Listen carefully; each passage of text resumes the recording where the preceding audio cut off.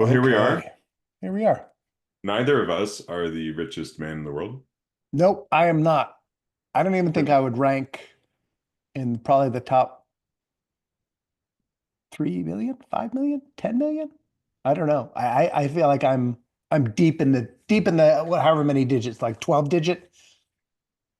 I yeah, mean, pretty low. by virtue of living here in the United States of America, I probably am more wealthy than most people on like just worldwide ratios. Um, so I'm doing okay. But yeah, when it comes to talking about billions, man, I'm I think the most I've ever seen in my bank account has been 5 figures, y'all, Mm, which is good. I mean, for me, that's I'm impressed at myself for that. So yeah, that's that's legit. Also, yeah, nowhere in the top of that leaderboard. And no. also as an American, yeah, recognize that worldwide, we're doing okay. Yeah, I'm alive.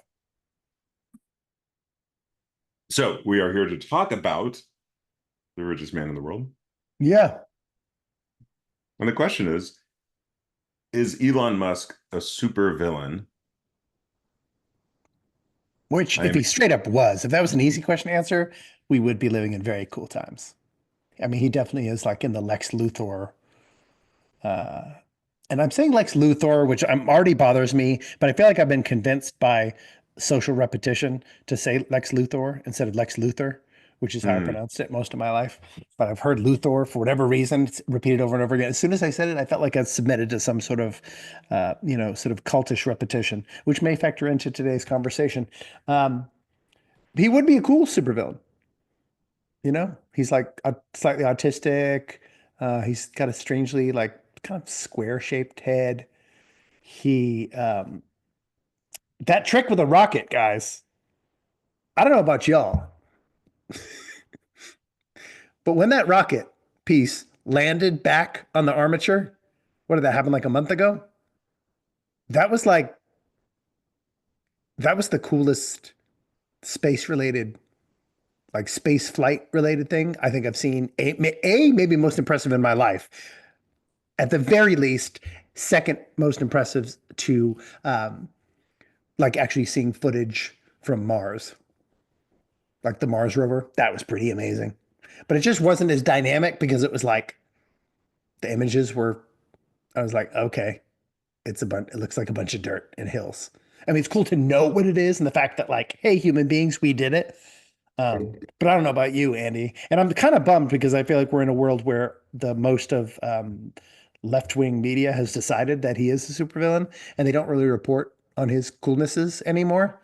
But the SpaceX, like the rocket coming back down and landing in armor, like and being collected by the armature, that that's that's some sci-fi amazingness. Like I think in another era of media, that would have been like the biggest story for at least a week and a half to 2 weeks.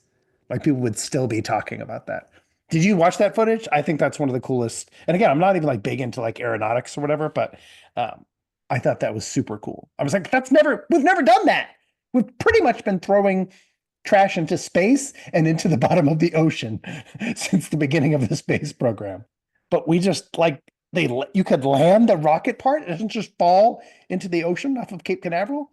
You can bring it back. I mean, that's pretty awesome. no, I missed that one, but I'll look it up. I saw Oh, one a dude. few months ago, and it was a major launch. I don't remember Yeah. exactly which one it was, but I agree it was exciting. And then the other day I saw, just comparing like I think one of the first Falcon uh mechanical systems to the new one, and the Yeah. first one basically like I don't know something you would see on a space shuttle, a few decades ago. And then the Yeah. new one looked like something from Star Trek. I was like, what the hell is that? Like that's like Yeah. an actor or something. It's like cool. Yeah. Um, It's all moving so fast. it's like, what is it? Cold fusion. Um, so it is cool stuff, and I will check that out. By the way, I am Andy Swindler. We didn't properly introduce ourselves, And I'm Brendan McNamara. This is and we totally are here. classic. This is totally classic, where we have the hard conversations because we're not afraid to, Nope. because of love. That's it. if you can hold on to that, folks, curiosity and love and realizing, I was just talking to someone else about this just maybe 20 minutes ago, that who was talking about how she had a good friend who was very different than her and his viewpoints of the world. And she's like, but we realized ultimately our end goals were actually remarkably similar. And I feel like that's not exclusively, but dominantly true of most people. I think we all, almost all of us, want to reduce harm in the very least. And then we may argue vehemently about best ways to do that.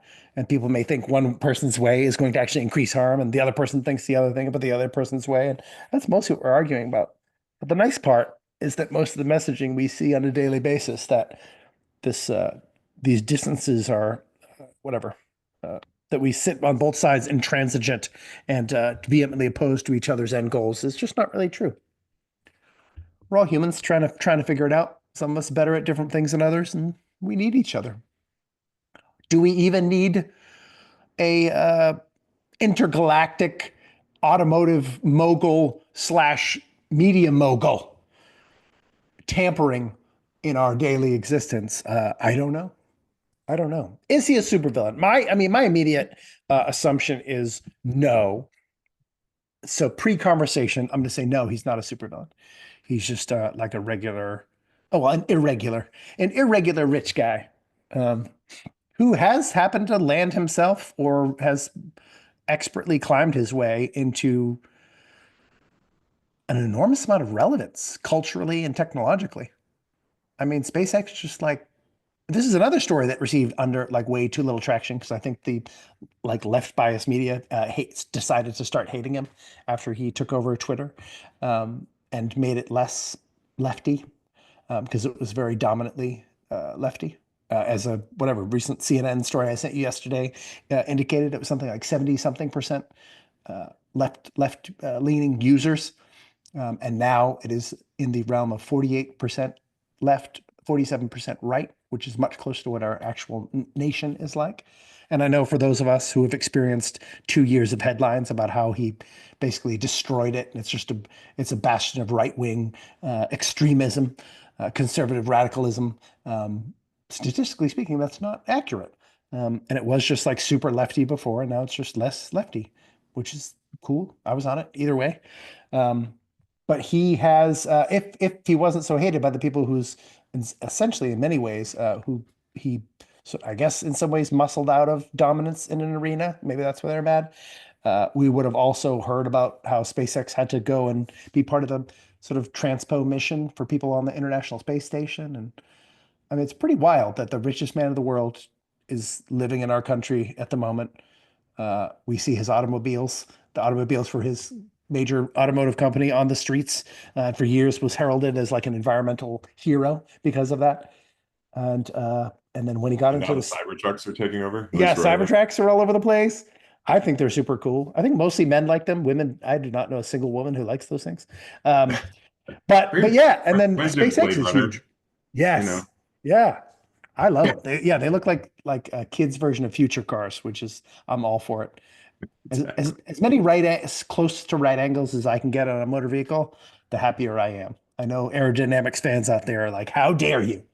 But I think they're awesome. But I'm also the same person who once drove around the block because I saw a car that was so beautiful, and it was the Aztec, which was Oh yeah. widely regarded as like one of the Yeah. great boondoggles of car design Yep. history. Yep. And I saw I'm that and I was familiar. like, that car is so cool.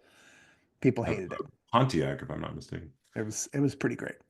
So yeah, Um, that's my preamble. Is I actually think he's up to so much cool stuff in terms of the industries that he's innovating in. Um, that at least right now, if he makes a heel turn, I won't be shocked. Many people have said it's already happened. I haven't seen it, haven't seen evidence for it, but yeah, no, I don't think he's a supervillain. yeah.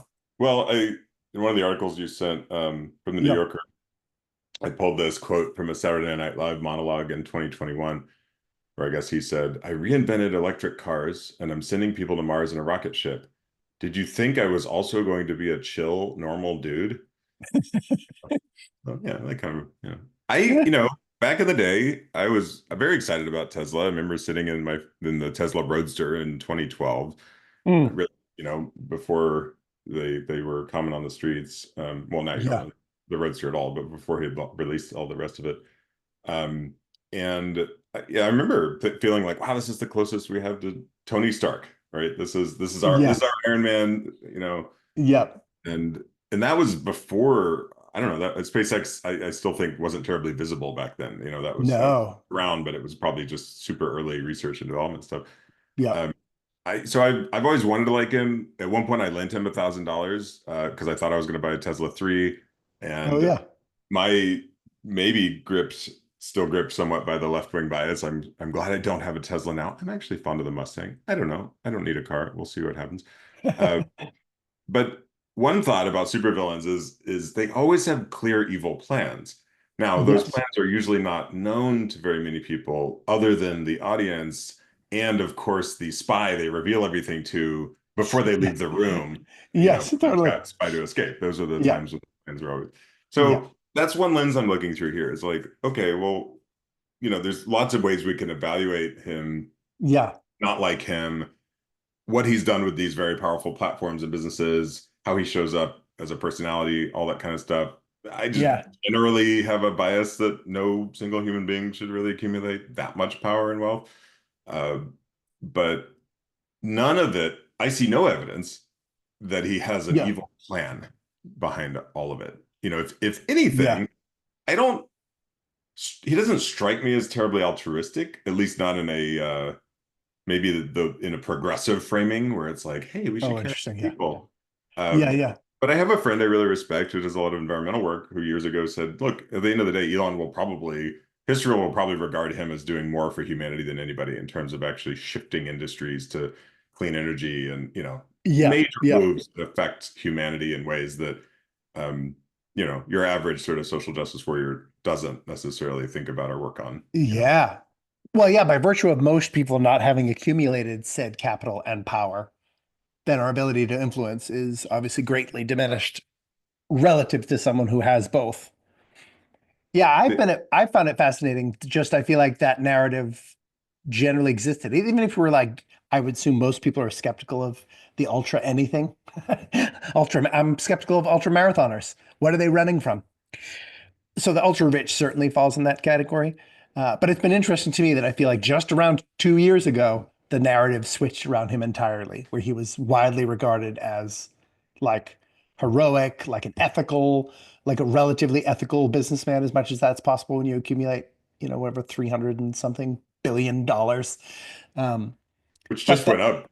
What in the last since the election, it went up, I don't know, 40 yeah, billion. yeah, in the past, well, especially in the past 2 years, I think it's gone up like $50 billion. So things are working out for him. He's obviously doing well at that.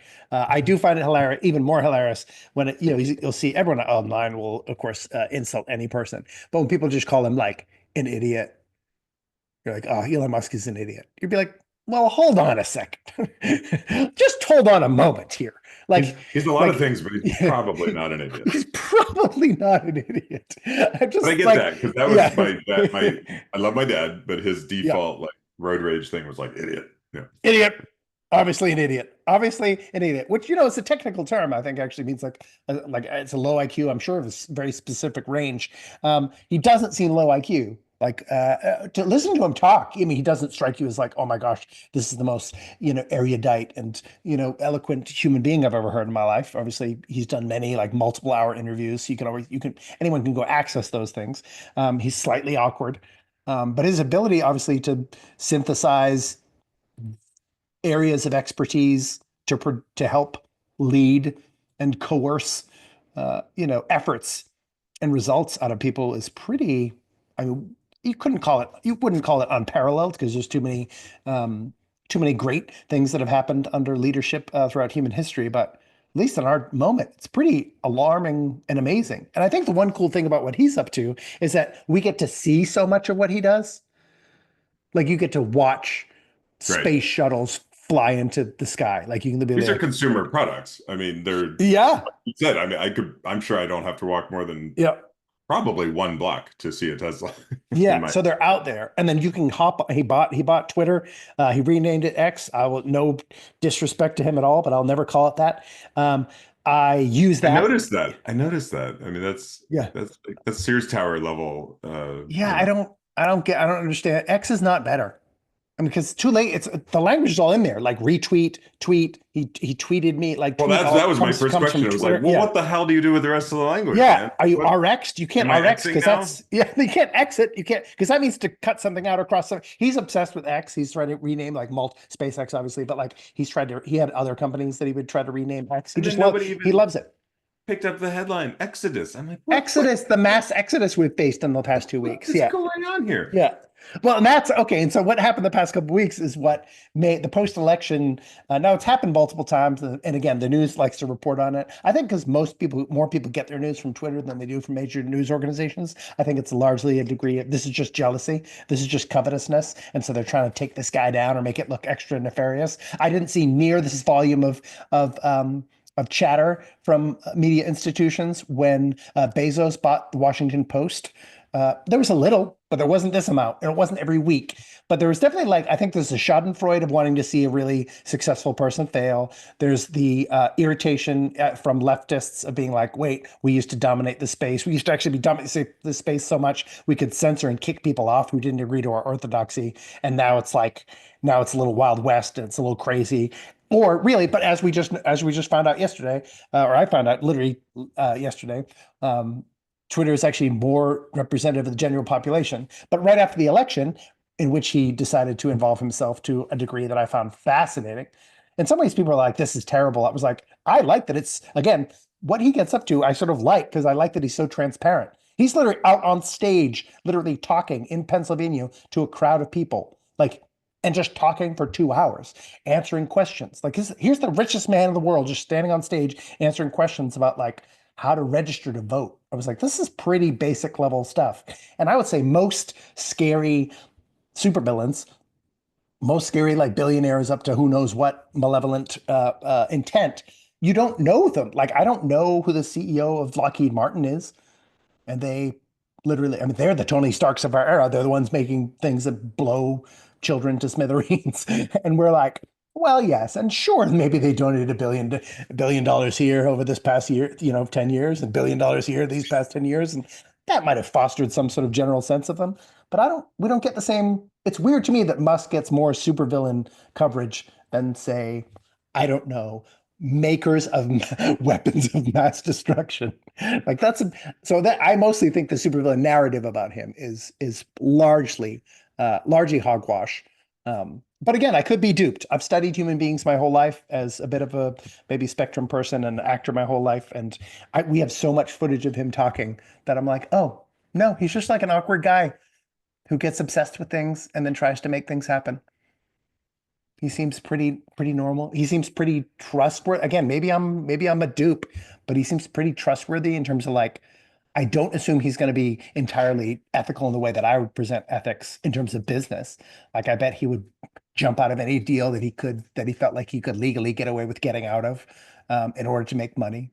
Um, but dude, shooting rocket ships and catching them, or making cars like that are semi-silent that can drive themselves, or like getting rid of like mass censorship on one of the most influential social media platforms. These are all cool. These are all cool. I mean, at least to my 16-year-old self within me, those are all like legitimate, like boy cool things. And he seems very honestly, for an older man, he seems very into boy cool. Well, yeah, that same article criticized him, which I guess maybe even well, and it was largely based on Walt Isaacson's biography of him, Mm-hmm. which I have not read.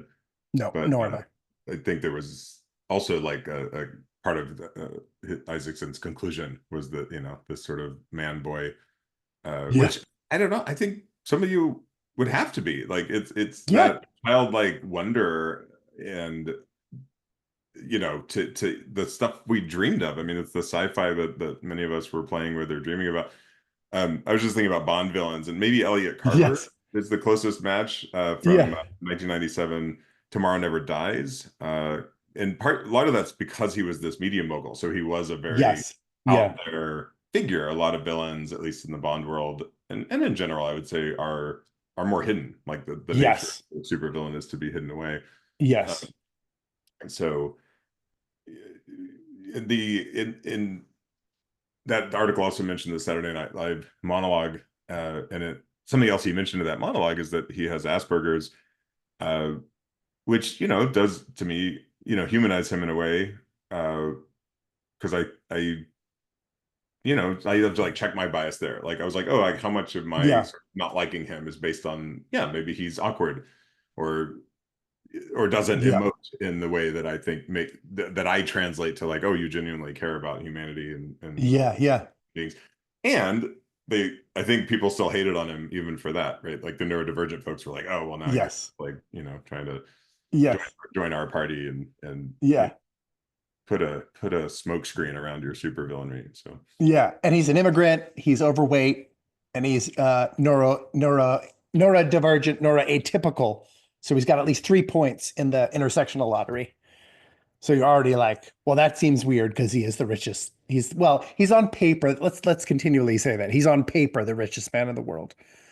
There are many people who suggest whatever worldwide economic experts who suggest there are many people wealthier than he, but he's the one that we're in terms of we know all his assets and we can actually track such things.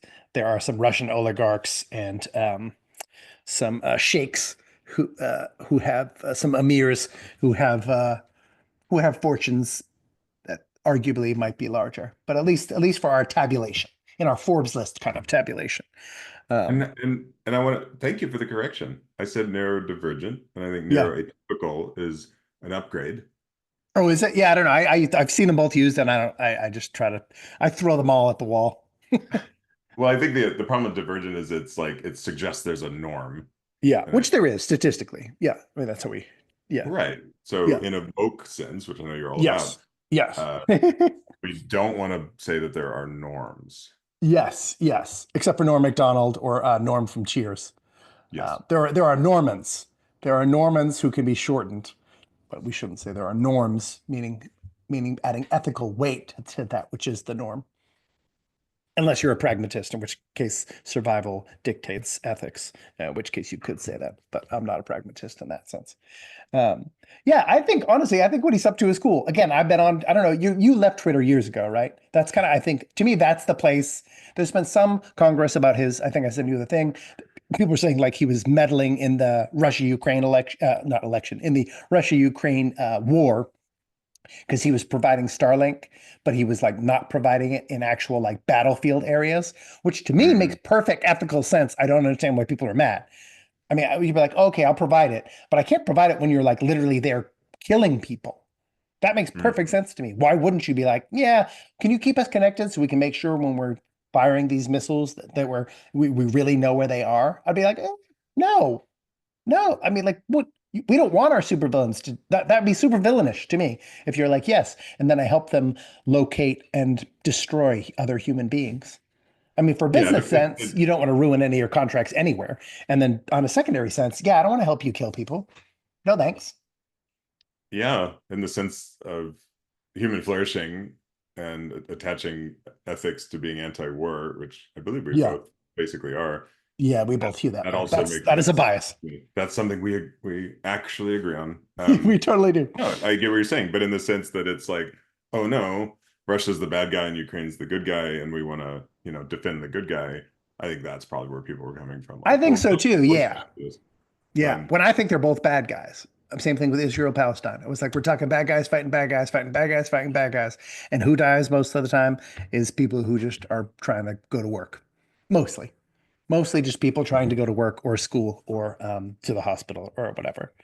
Um, so yeah, but then I feel like most of the rancor really turned on the Twitter thing. And they were like, it's going to be, I mean, couldn't tell you how many headlines of like, what is he trying to do? Like, this is terrible.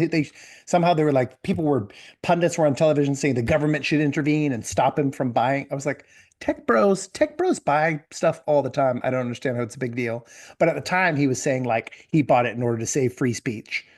I think that's genuinely part of his motivation. Because again, that strikes me as a very 16-year-old boy thing to do, which is like, he grew up in the same era we did, where censorship is un-American, and that was kind of what everyone of our generation agreed upon. And so it was like he was like, "What if I?" And he was like a power user of Twitter. He used it like a ton.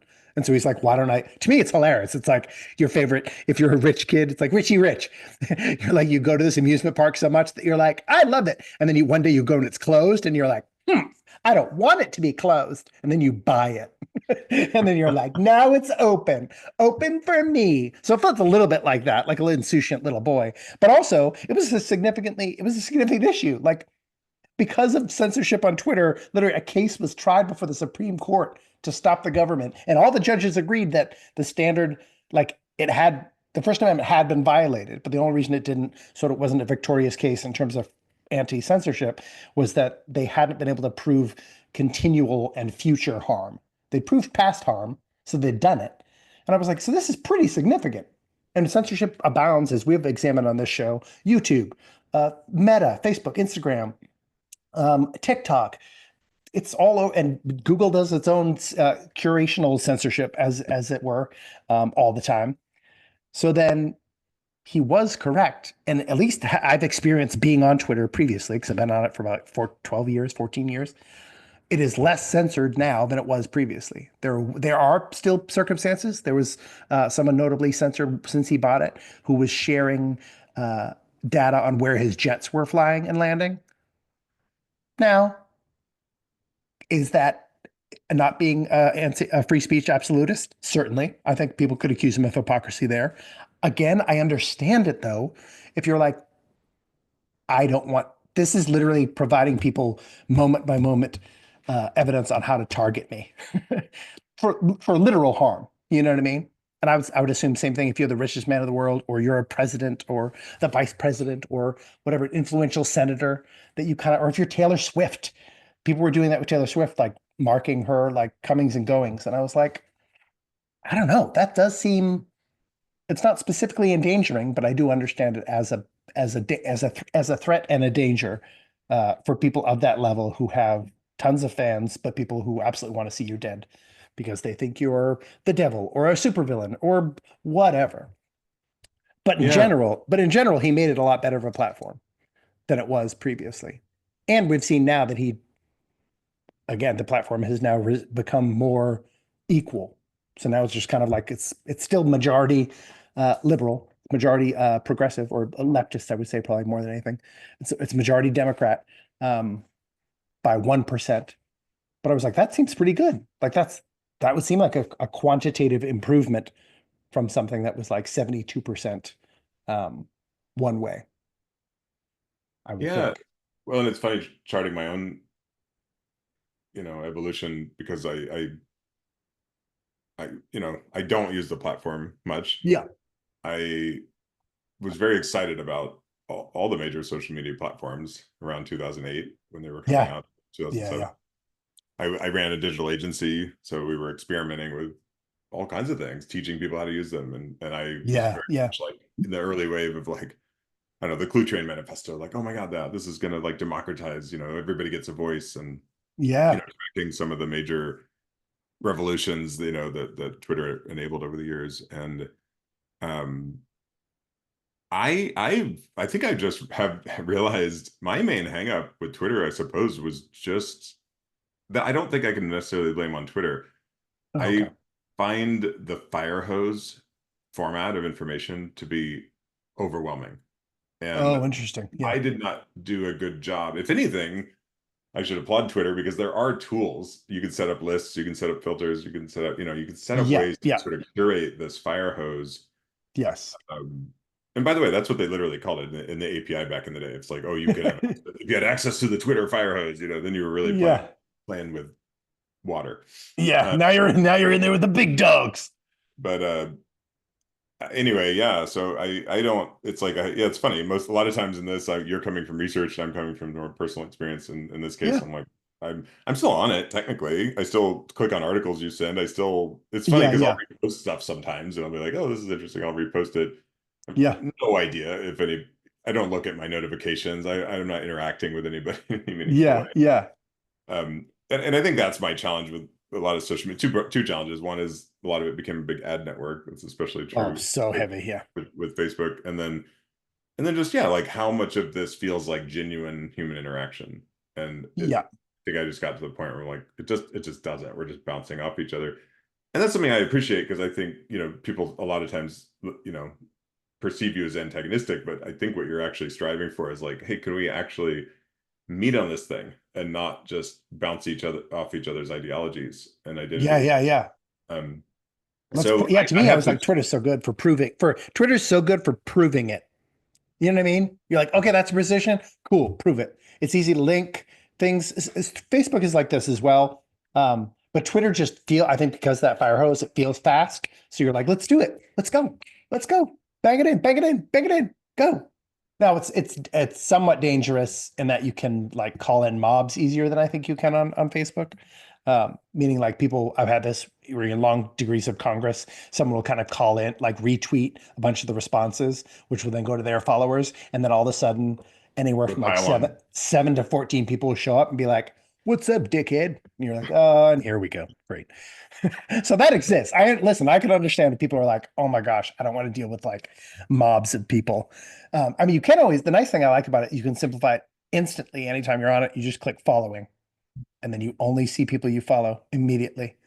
And it's so much simpler. That's the only way I interact with Twitter at present because I'm trying to like I'm trying to heal the world through social media much less. And but yeah, but having been on it before and after his takeover, um, I do feel like it was a little weird for a week or so after he took over. People were just talking about it too much.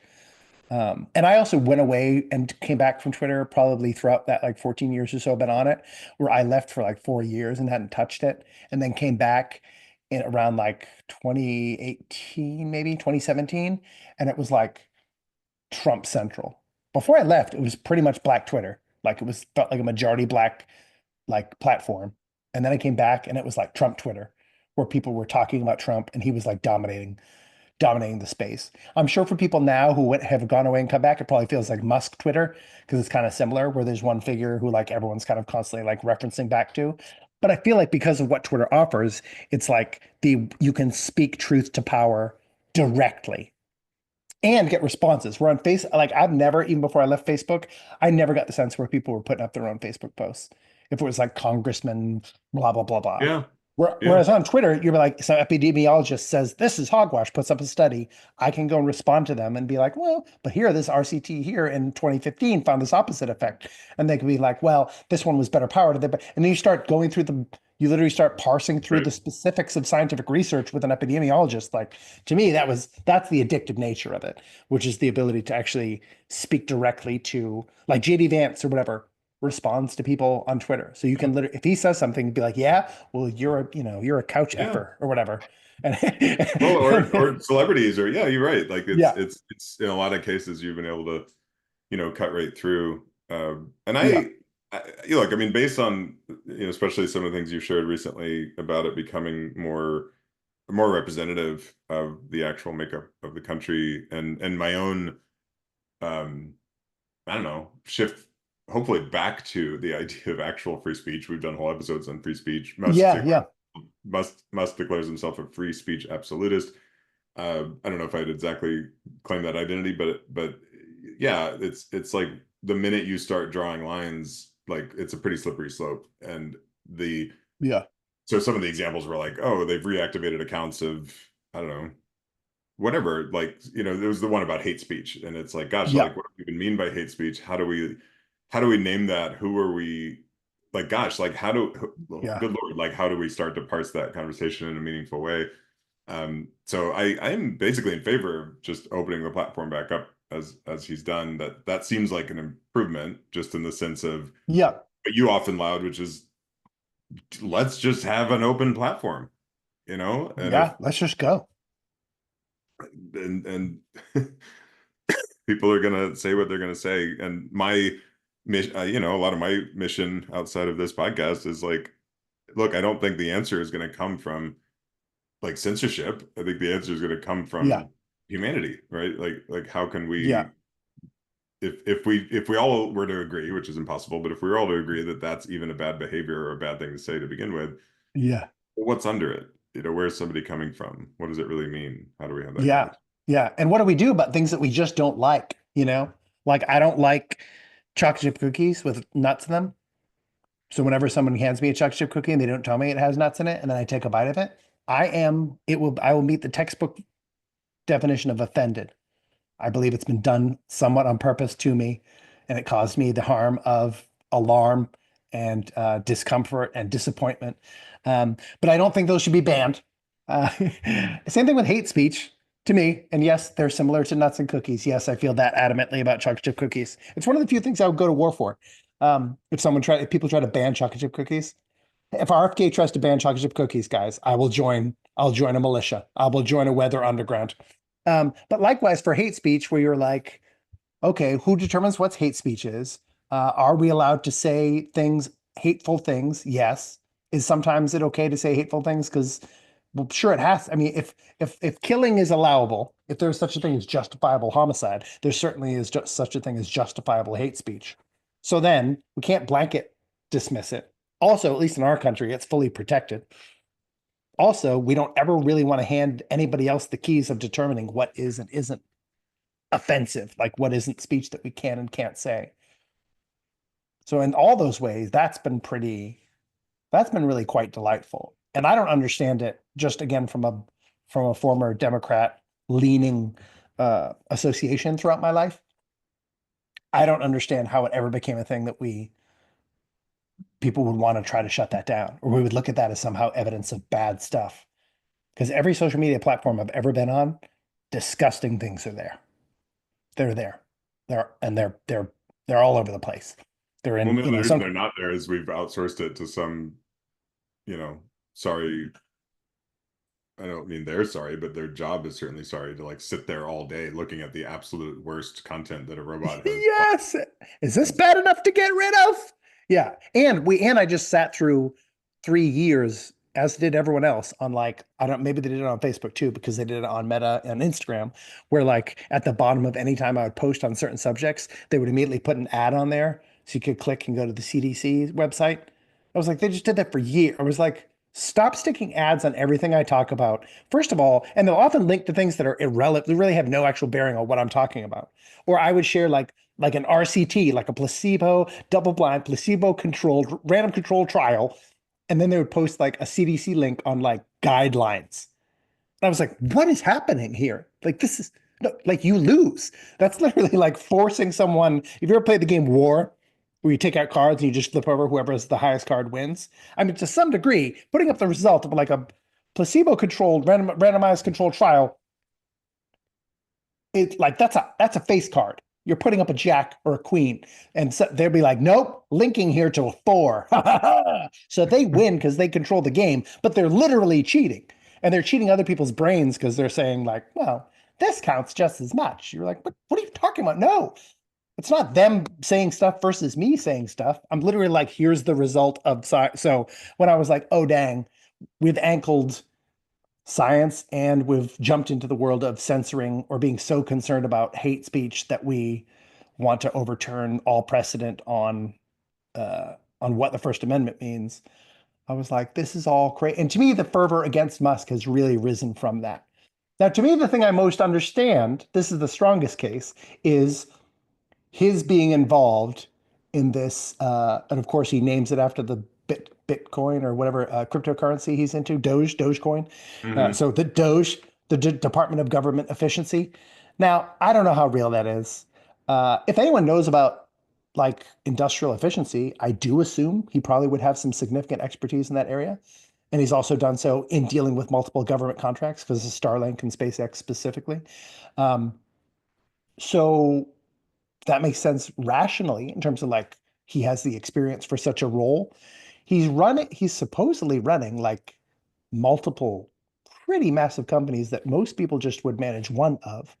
So I don't really know how much time he would have to really devote to like a full-scale government production program. But hey, man, however he's able to manage his day's schedules, I'm very whoever his like personal assistants and schedule assistants are, I'm very impressed by. But to me, that does have the scare, like that is the scariest flavor of like, wait a second, has all of this, all the environmental friendliness, the saving people from space, has this all been the Lex Luthor softening us up for, okay, now I'm going to take over your government. And if I were like a mad conspiracy theorist, that's of course what my brain would leap into. So I understand that sort of fear where you're like, should someone who has so many government contracts be involved in, let's say, chopping out entire regulatory agencies who regulate the industries in which he is already massively achieving so that he can achieve even greater heights? And would he do that? Because he does seem like an intense pragmatist um, in terms of achievement. I think Well, it's that's got a little something. There's something there. there's something, and it's interesting because one of the articles you sent mentioned that as and it talked about the conflict of interest. This is probably one of the clearest things in the law is hey, if you have like government contracts going to a company you own or the major shareholder or run, Yeah. uh, you cannot officially take a government job. But then they said, Yes. oh, well, then maybe he'll just be an advisor. And it's like, well, that's an easy sidestep because if he's sitting Yes. there meeting with Trump and he's like, hey, buddy, you should do this. Trump's like, okay, sure. It's like he's still going to have that influence. What, yeah, one Yes. or the other.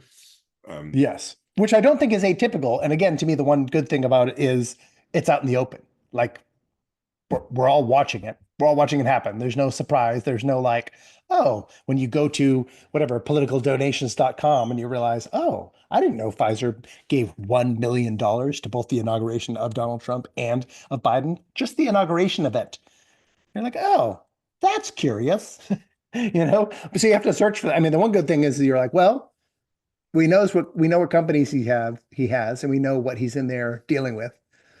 Now, would he be good at it? I mean, I don't know. I mean, the valuation of Twitter doesn't speak well to it. The end result of what Twitter's become speaks well to it in terms of like as a user, it's better than it was. Um, so then could he do such a thing? And we listen, government efficiency, people may remember, older people, Al Gore, I think when he was VP, maybe he used to hand out these, they were called the Golden Hammer Awards. And there were these like annual awards where he would reward people who had identified areas of massive government inefficiency. So this is something we've always been up to. It's a bipartisan desire to like, let's root out everything inefficient. We just had the Department of Education fail its second yearly audit and the Pentagon fail its seventh, eighth audit. I'm pretty sure people don't recover. Individuals, business or small businesses don't recover from failing audits quite so well uh, as our government institutions do. So in some ways, again, these things sound good in like a teenage boy way of like, yeah, get them. well, and just a little throwback to our last episode after the election. Kamala doesn't stand up well if your main critical criteria is anti-billionaire, so she had more billionaire donors, right? Yep. Yep. Well, and the efficiency of the campaign, so she raised more money and Yeah. it was used less efficiently. Yeah. So So in there. some ways, we haven't indicate, but again, this is part of my theory too of like Democrats should identify problems and Republicans should solve them. So it's almost a mother. It's a bit of a maternal paternal view that I have on the political parties. And so in some ways, I listen, to me, it's also super exciting. You're like, oh, what if like the most successful businessman in the country like helped the United States run their business better? If he means that, let's just assume on one side, if he meant that completely, like with absolute like intensity of ethics, I mean, he's like, oh, I really just want this to be better. This is very important to me because I live here and I love my country, whatever. That's not an Elon Musk impression. I don't do one. Then that's great. That sounds great. And that sounds like something we've been trying to get up to for years. And he certainly has done it in other places. And that's so why not try it here? Um, and again, on the other side, if this has all been gross manipulation, then it is a master. It is this is a master maneuver of a long-term maneuver um, for sort of world domination. Well, one uh, nod towards not an evil villain or supervillain is, and this is dated. I mean, this was 2017. You sent an article from the LA Times Yeah. that Musk was urging the UN to ban artificial intelligence in weapons, Yeah. along with Steve Wozniak, one of the co-founders of Apple, and Yeah. numerous thousands of other people and AI researchers, etc. Yeah. Expert opinion, your favorite. Yeah. Um, that seems wise. I've seen Terminator quite a few times, and Matrix and every other movie we could name where Yes. guy turned out poorly when it was weaponized. Um, or unless he's just like, oh yeah, nobody else should do that. Okay, and then we're gonna go ahead and put AI in our, you know. But to your point earlier, Yeah, I mean, to our knowledge, he doesn't actually directly build weapons. I mean, correct. rockets are probably the easiest to weaponize. Automated cars, Yes, let's face it, every car is a lethal weapon. So, you know, yes, but not the Lockheed yes. Martin, No, you know, yeah, no, he's not. rocket. He's not Tony Stark in that way. Yeah, he's not.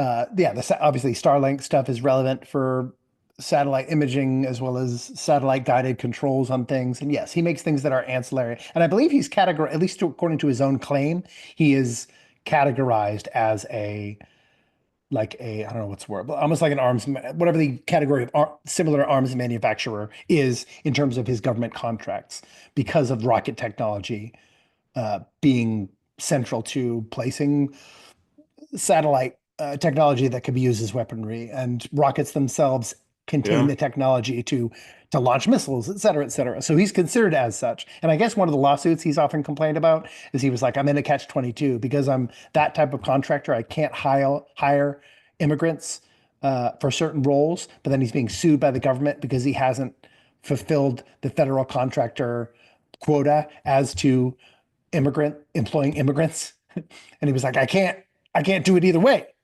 And so if for yeah. example, that's a regulation he takes down in his quest to Doge, that would make logical sense to me. I don't actually know how any company could both do something and not do something. It's like a Schrodinger's government bureaucracy. It's both dead and not dead. It is and is not. Um, And I realize I'm Go using ahead. kind of an old-fashioned definition of weapon, where like, oh, it's a rocket. Yes.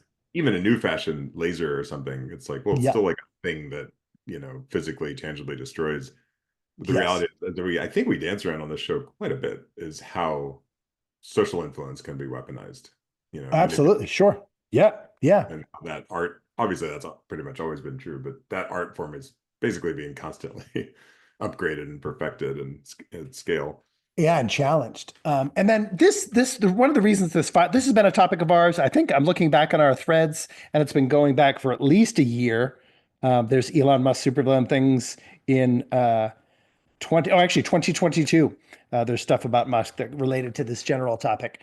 But we finally did it this week. And I think one of the reasons was there's been this exodus. And again, why that hasn't been many of it, at least the New York Post should have run that as a headline, Andy. You're spot on about that. Excellent pun. Now that you're a dad, dad jokes are fully within your appropriate purview.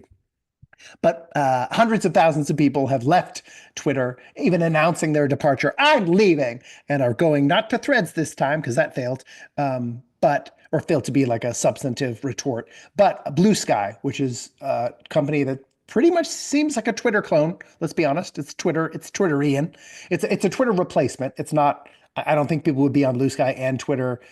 I don't think, but maybe people are super into it and they're going to straddle the two, like a colossus bestrid the ocean until they separate, like tectonic plates.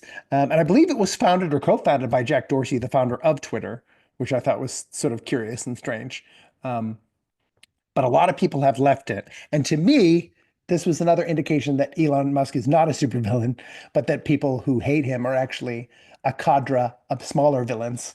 They're a league, they're a multi international cadre of villains against him, which would make him more of a superhero. Most of the people I've seen who have ankled X have been people who are somehow mad about his involvement in the election of Donald Trump as president, and seem to be very dominantly those who probably voted otherwise. I would say very specifically, probably voted for Kamala Harris. And it's already called Blue, which I think is hilarious. Now, Blue is dominant in Twitter branding too, but whatever. It's called Blue Sky. And it does seem to be trending significantly or singularly amongst people on the left that they're somehow leaving this place because it's this toxic bastion of right-wing extremism, even though that's statistically inaccurate. So literally means it is inaccurate. It's false. It's a false apprehension. And it comes on the heels of about a week and a half. I don't know what y'all's social media was like the past couple of weeks of people openly telling people to like defriend, break off contact with family, unfollow people if they even had any sort of association with Trump or with the president elect becoming elected. I saw dozens and dozens of examples. I've directly addressed at least 5 or 6 people to have engaged them in conversation about it, people I know from real life. And so this whole running to blue sky thing seems to me like the worst possible instinct. I think I sent you a thing today from the one Democrat brave enough to actually run against Joe Biden in primary. Dean Phillips had sent a thing out hilariously, like on Twitter today. Oh, I don't know if I did send it to you. Anyway, was saying that like this is the exact opposite thing that anyone on the left should be doing, especially Democrats right after this election, where every single pundit across the span was like, "What happened?" Everyone seems really confused. One of the reasons you might be confused is because you don't actually have in-depth conversations with anybody who thinks differently than you, much as the show tries to strive to get us to do. So the idea of like leaving this thing that isn't what you say it is, and in many ways was never what you were saying it's been for the past 2 years, in order to go someplace where there's just theoretically everyone, or you can even curate it in a way that everyone around you thinks like you. That seems to be sort of the problem that got you into the present frustration that you're in, where the candidate you supported lost and you don't understand why. Both the losing and the not understanding why would seem fostered by siloing yourself. So they seem to be, this is mere correlation, but it's an aggressive correlation because I've seen the literal same people telling people the unethical thing of defriend your family, defriend your friends if they voted for Trump, or even if they follow people who like Trump. I mean, I've seen the whole thing. And every single person I've talked to, no one has had a rational reason to do it. Meaning all the evidence they cite is not literally everything so far has not been true. I don't know if you've talked to those same people or if you know anyone going to Blue Sky or if their motivations do seem to be that, or if I'm reading into it from a biased angle.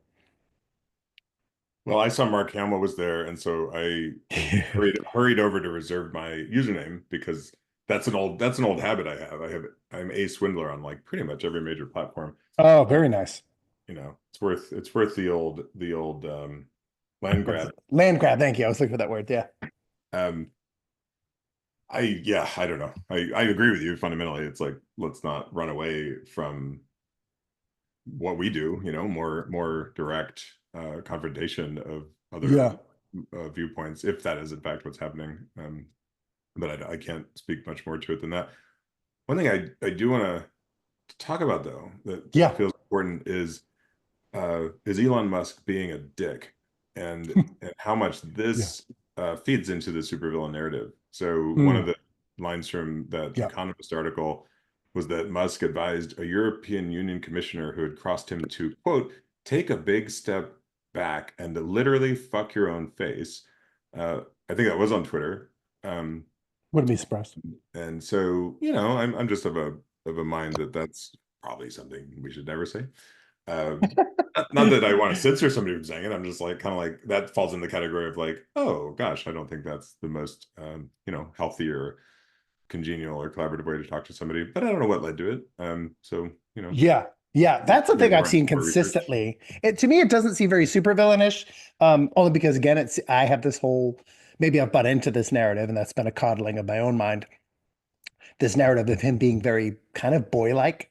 Again, rocket ships, Mad Max cars, and talking trash on the internet. That all seems very Hitchhiker's Guide to the Galaxy. Yeah. Yes, exactly. It is. It's like super, it's very much that, right? So to me, like I would say he's been too online for his whole life. So talking also he's very dudeish, he's very male. In which case, I grew up in a house where someone telling me to fuck my own face could absolutely be it's absent of tone and context, it could be a statement of love as likely as it could be a statement of hate. I do think I don't walk in the realms of businessy business much as he does or whatever. I have found the few people I've been around when I am like around CEOs of companies. Now maybe I think your CEO experience has been very purposeful and different. But I think in some ways your experience with CEOs has been actually like, how do we get away from that? Like I think that sort of conversation is actually very typical. Like I don't think it's weird Oh or yeah. like, oh my Yeah. gosh, why would he speak that way? I do think he means most of those things somewhat jokingly, but completely serious, if that makes sense. Meaning the type of language he's using is meant to be exaggerative, even almost self-satirical, while at the same time he's completely serious. Meaning if he could invent the technology whereby that person could commit coitus with their face, he might apply it if he could, or at least give it to them for free. Very similarly, I think he's being interviewed by like New York Times person at some point, like years ago, and he was just like talking to advertisers who don't want to advertiser on Twitter, and he was like, "Go f yourself." And he said the word, but he was like, "Yeah, go f yourself." That's my answer. And in some ways, I was like, "Ugh, I don't like that. I don't like talking to people that way."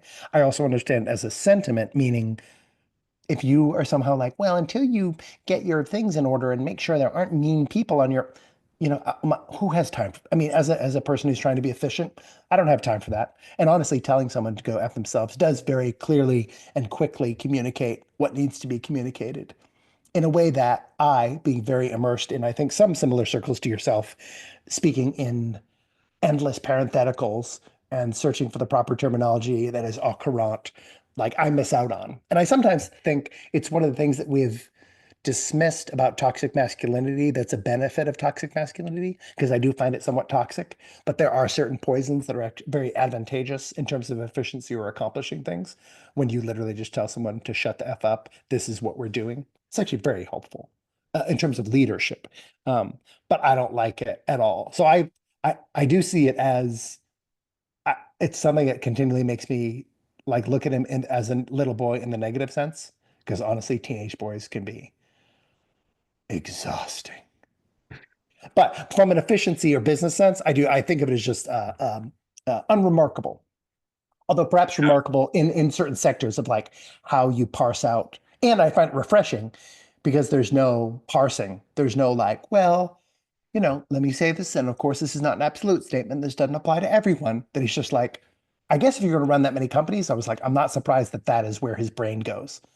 If he lacks a little bit in like natural tendencies towards empathy, then he's just going to be like, why don't I just say the thing that I mean in my head? I'm going to go ahead and say this thing. And it's going to be so much quicker. It won't take because I don't have time. I'm running four companies or whatever. Yeah.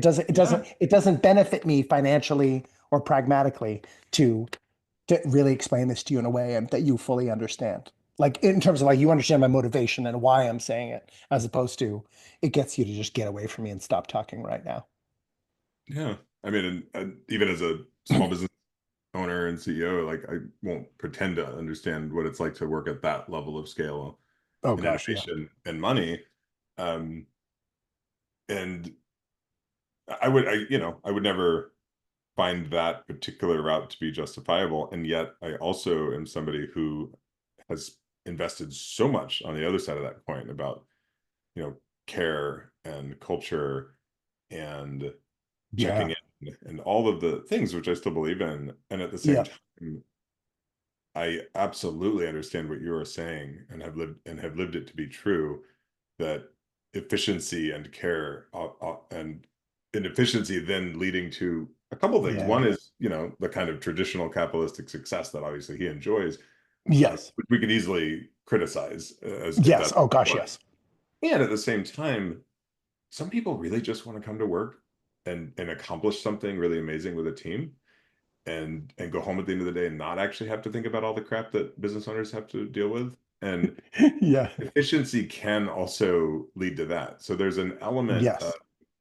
what I wouldn't hesitate to label as like masculine energy, uh, that is very helpful in building environments where the things that become well, they don't become, they're always important. Like, how do we accomplish something amazing as a team? How do we make sure people's paychecks get paid? Lots of these Yes. things that Yeah. really don't happen if you just sit around and like talk about your feelings all the time. And so I Yeah. Yeah. to me it's a balance, and I still feel like, well, we certainly need to do some of that. Yeah. You better try. But at the same time, I've also suffered tremendously from not Yeah. having that sharp efficiency and direction that, Yeah. like I guess in the Isaacson book, he also wrote a biography on Steve Jobs, and the New Yorker article was funny because it was sort of being like, which one am I talking about? And you could see a lot Yes. of Yeah. similarities there. And I guess that biography holds up a core conviction of many executives, which is sometimes to get shit done, you have to be a dick. Yeah. Yeah. Yeah, well, it's very military in its thinking too, where you look at what, I mean, the efficiency of what military endeavors can accomplish is astonishing, right? Even at, like, let's even look at that the dock or whatever, the pier they built in Gaza that was a total boondoggle and it fell apart or whatever. But like even just being able to build that, or to be able the fact that you can set up cities, little mini cities in the middle of a desert somewhere, and then put up real walls, and you know what I mean, you're just like what like the efficiency. But I would say popularly the military is not known for politeness, and is certainly known for formal language, but amongst the whatever the day-to-day military personnel, like what Elon Musk said that might have shocked an executive would be like no one would, it wouldn't even change the rhythm of their heart a single beat per minute.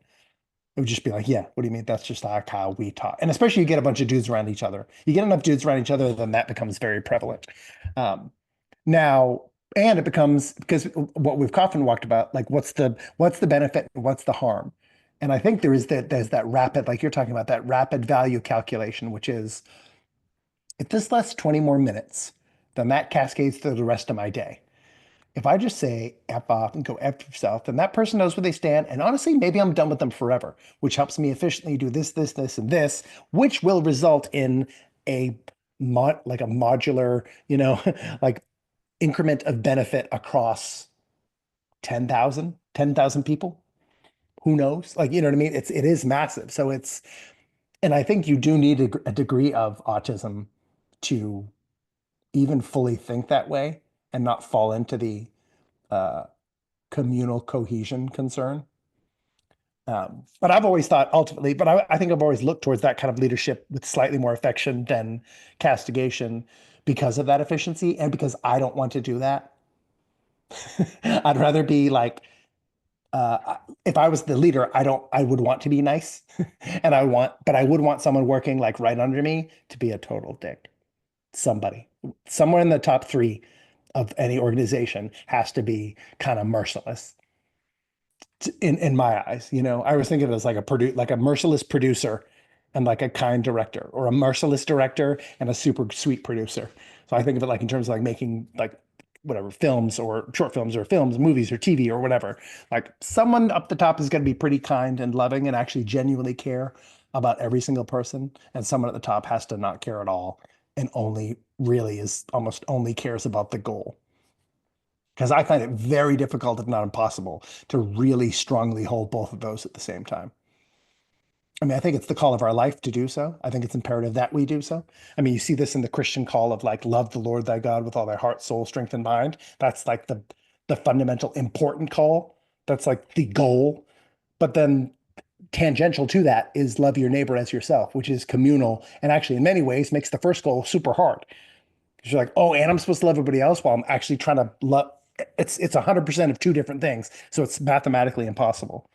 Um, so Yeah. yeah, that I put all of that filter, I think, on even on his dick on his dickishness. Yeah. And a lot of that actually maps with what I've studied and done my best to deploy, which we could label as conscious leadership. There's a Yeah, body called Shakti leadership, which is about balancing Shiva Shakti, which somewhat poorly translates to English, masculine and feminine. yeah, Uh, but yeah, those energies of yeah. nurturing, or I don't know, precise. Uh, I might call very precise mentoring. Like maybe to the point Right? of Yeah, being something else, but there's yeah. Radical, yeah, radical tough love that could be abuse. there's a couple quotes I'll offer to put on the pile before we conclude. So Yep. again, like referencing Isaacson's biography, that woke that Musk gave a different explanation for buying Twitter. Mm, Unless the woke mind virus, which is mm, fundamentally anti-science, anti-merit, and anti-human in general, is stopped, civilization will never become multiplanetary. mm. And then this was a sort of a concluding statement. Elon Musk plans to make the world safe for democracy, safe, save civilization from itself, and Mm. bring the light of human consciousness to the stars in a ship he will call the Heart of Gold, for a spaceship fueled by an improbability drive in The Hitchhiker's Guide to the Galaxy. Much in the way that Bongo's Dream Dorm served as my blueprint for life, Yes. clearly Hitchhiker's Guide, which I have on my shelf here as well, Yeah. served as his. Yes. Yeah. I expect that if I've never seen him holding a towel, but his assistant must have a towel at all times. He does. Well, again, and again, I recognize that zeal in myself at that, especially when I was younger, when I was in my teens or whatever, to like full on change the world, whether it liked it or not. Now, hilariously, that is a very similar vehemence to what would drive the quote unquote woke mind virus, which is we're going to change the world, whether you like it or not. We're going to revolutionize every area of degradation and toxicity forcefully, whether you like it or not. So in some ways, it's almost two opposing, again, this is almost like the same outcome. Well, not the same exact outcome, but similar outcomes.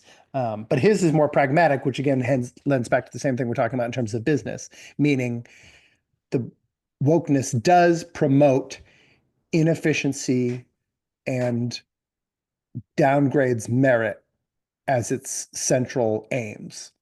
So, meaning if we follow the woke mind virus to its logical conclusion and with the best faith assumption about it, then we would be a more cohesive and loving planet, and we would accomplish far less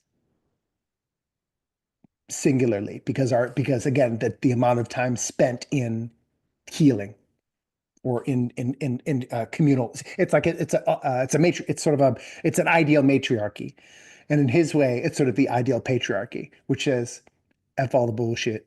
Here's what we're doing. Here's where we're going. And now the funny thing in his case, he doesn't even mean it sarcastically of like interplanetary travel. Like he's literally working specifically, concretely towards getting us off the planet. Whereas I feel like the woke folks would not really be aimed towards that at all. They're aimed towards, hey, what's all the stuff we need to heal before we leave? And that In- I'm certainly in that, even as I'm, somewhat recovering from going all in on woke. I do it. It always occurs to me, like, gosh, couldn't those resources potentially be better served here? It feels like he's given up on humanity in some ways, as or which in some ways I relate to, at least noting sure. the problem of humanity and the limitations and the Yeah. pretty much abject failure of all of our communications and social technology to actually improve things in terms of how we interact. Yeah. So I get that. And then, maybe his move with Twitter, that'll be so interesting to see how that shakes out long term. But in the race to Mars, it's kind of like, well, that feels like hedging a bet that we're already done for here. We need to Yeah. start over. Yeah, or certainly inevitably. I mean, which, any climate change activist would probably in full agreement with him. Right. That really it's too late to really turn this ship around. Um, but it And is as in we all some know, we're gonna just Arnold Schwarzenegger is gonna discover like oxygen generating alien technology on Mars anyway. So it's all good. Yes, and it may even be here. It may have crash landed here, generations ago. Um, but yeah, so that I mean, to me, that does harken. It's almost well, that puts him in the Watchmen, Ozymandias sort of supervillain, where he's literally like he may do something almost like what we used to think about AI, that AI would eventually sort of destroy us in order to save the planet or save save the world by destroying humanity, or at least harming humanity enough that we have to all draw together. So it doesn't matter what sort of damage that he does. So I think to me that is what you're bringing up, and that sort of Ozymandias idea is probably the closest angle of supervillainy I could see him falling into. But at least thus far, it seems like other than how Cobalt is mined and that sort of thing, um, uh, that environmentally he seemed sort of at least somewhat protectionist, and that technologically and in terms of free speech or social cohesion, he seemed to work towards those things. So I'm like, well, I guess as long as you're doing benefit as you try to get us all off planet. Or I'm assuming he also is thinking multi-generationally. I mean, maybe he'll get his first ship to Mars before he dies, but mostly he must be thinking about like 100 years in the future or whatever. Then SpaceX will be like the way that we get off planet. And hopefully by getting people enough people off planet, we actually might be able to heal this place. And in which case, maybe this is where the woke mind virus will still be thriving, and we'll be able to heal this while they go off and start it all over again. It's very optimistic, I realize, Well, clearly, a discussion but about Elon Musk touches on many other of our favorite subjects. it does. It bounces all around them. Yeah. So yeah, I'm gonna go with. anyone going to go ahead. Well, no, if you had a concluding thought, I was gonna No, I was just also. saying anyone going to Blue Sky, don't go. Don't go, guys. I don't own stock in Twitter. I get no benefit from this. But if you're going in any way to just like go to just be like with people who are like you, I would suggest just do that more in your real life. And I don't think I think long term you're going to cause yourself and others quite a bit of harm. And it's going to continue on the trajectory that I think Elon Musk recognized and I recognized that I was like, we're heading down the wrong way. We're heading sort of very retrogressive. We're heading backwards. Let's not do that. Let's talk to each other and figure stuff out together. We can do it. Yay. Sorry, go ahead. Yeah, I appreciate that. I would like to believe, maybe my jury is still out, but I would like to believe that he stands for the same thing we do. Like, let's actually come together, have real conversations, Yeah, not figure run it away out. from stuff. So I see no clear evidence that he is a supervillain, so I'm going to go with no. Yeah, I'm going to stick with no as well. I'm not ready to crown him a superhero, but he's kind of a he's a neat guy to be around. He's an interesting figure. So yeah, is he a supervillain? No. Controversial, double no. Oh, I don't know. I'm going to go controversially, yes. Da da da. Just to be controversial. There you go. Well, we've done it again. Thank you. We've proven that you Thank can you. have super intense conversations about hard-hitting issues, hot takes served cold, and still love each other in the end. Absolutely. I hope you enjoyed today's gazpacho. I Hmm. love you, Andy. Love you too. Bye.